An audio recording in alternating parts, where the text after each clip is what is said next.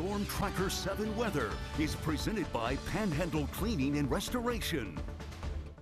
Happy Tuesday evening to you, Storm Tracker 7 Chief Meteorologist Jeff Booth here.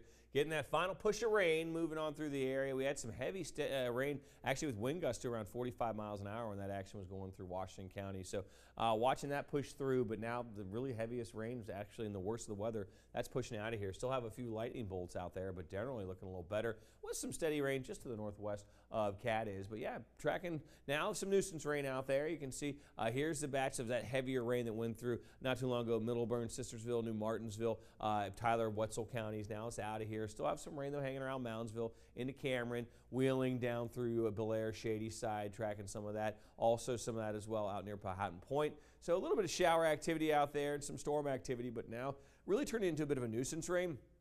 Drying out right now throughout parts of Noble County, moving on into Barnesville, St. Clairsville, and Bridgeport. We're tracking some showers, and you can see some of that again out through parts of Harrison, Jefferson counties as well. Hancock, Brooke counties have some light shower activity, but not as bad as what we had earlier. So good news on that front. I can tell you that we had a wicked round of storms come through here earlier, and over the next couple hours, we're expected to dry out a little bit. I'm not going to rule out a lingering shower at times through the overnight.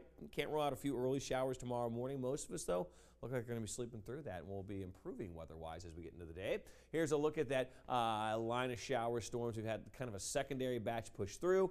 I noticed the worst of the weather, though, that came through here earlier, not quite as bad. Now, actually, some of the worst of the weather hit in southern West Virginia. They got hit earlier, too, but they didn't get hit as hard as what we saw here in the northern portion of the area. So weather's kind of lazy. It kind of follows the path of least resistance. So we kind of overturn the atmosphere in our area. So you can see these storms kind of diving down to where we have a little more energy out into central and southern portions of the state. And yeah, we had some strong storms throughout a lot of the area, with the best chance for those strong storms right ahead of a cold front. That's kind of exactly where we had that front kind of firing off those showers and storms today. And right now we're looking at temperatures in the low to mid 60s. Actually, we've cooled off a little bit. We were in the 70s to start the broadcast at 10 o'clock, but well, we got a little rain coming through. That kind of cools off the air. So yeah, we've cooled off into generally the low in the mid and the upper 60s across the area.